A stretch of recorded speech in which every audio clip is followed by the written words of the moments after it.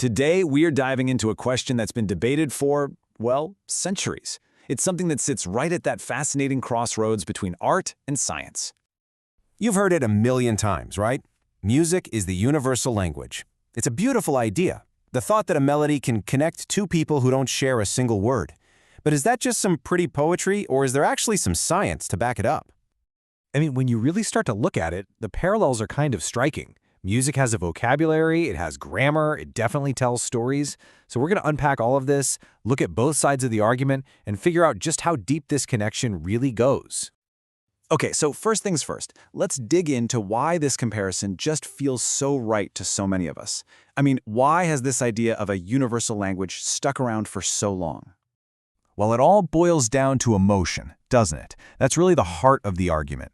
You don't need to speak Italian to feel the absolute heartbreak in an opera. You don't need to understand the lyrics to feel the pure joy in a pop song. That connection, it's direct, it's immediate, and it is incredibly powerful. So now let's actually build the case for music as a language. Because when you look at the direct parallels, you start to see the similarities go way, way beyond just feelings. Think about it like this. Language has words. Those are its basic building blocks. Well, music has its own vocabulary too. You've got notes, you've got rhythms, you've got melodies, all these different elements that get combined to create meaning. And just like we have grammar and syntax, rules for how to put words together to make a sentence that makes sense, music has its own kind of syntax. Composers don't just throw notes on a page randomly.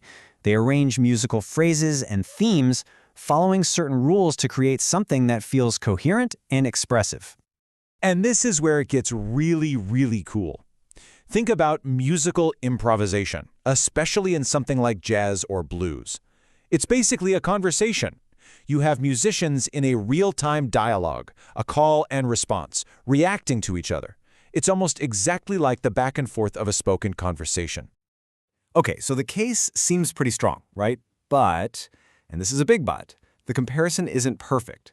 The counterarguments really shine a light on a crucial difference that, at a fundamental level, sets music and language apart. Because for all of its emotional power, for all its structural beauty, music hits a wall, a very specific one.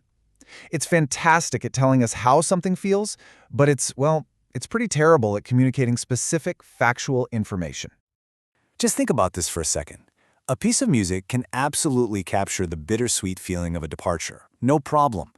But it just can't communicate this. There's no chord progression that means lock the door. It's just not what music does.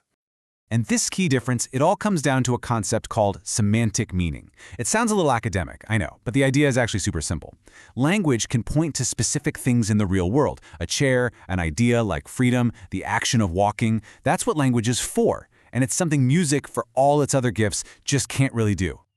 So to really get the whole story here, we need to zoom out a bit. It's not just about a simple one-to-one comparison. We have to look at the bigger picture, how our cultures and even our brains handle music and language.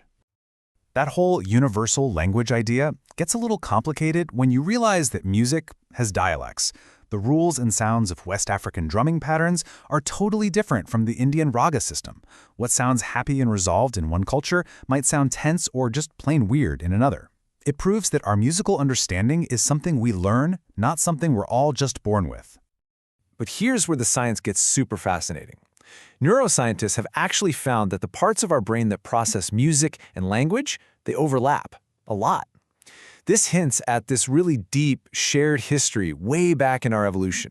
So maybe they aren't the same thing now, but they could have sprung from the very same cognitive root, which would explain why they feel so similar to us. So after all that, after looking at the evidence for and against, where does that leave us? Did we answer the question? Is music a language? Well, here's the verdict. In the strict dictionary sense of the word, no, music isn't a language. But that doesn't make it any less important. You should think of it as a parallel system of communication. It's an equally powerful form of human expression that's uniquely designed to communicate all the emotional, abstract stuff that words sometimes just can't touch. And that leaves us with one final thing to chew on. Maybe we've been asking the wrong question this whole time. Instead of asking if music can speak, maybe we should be asking, why does its inability to say specific things give it such a direct, powerful line straight to our emotions? Maybe its real power isn't in what it says, but in what it makes us feel.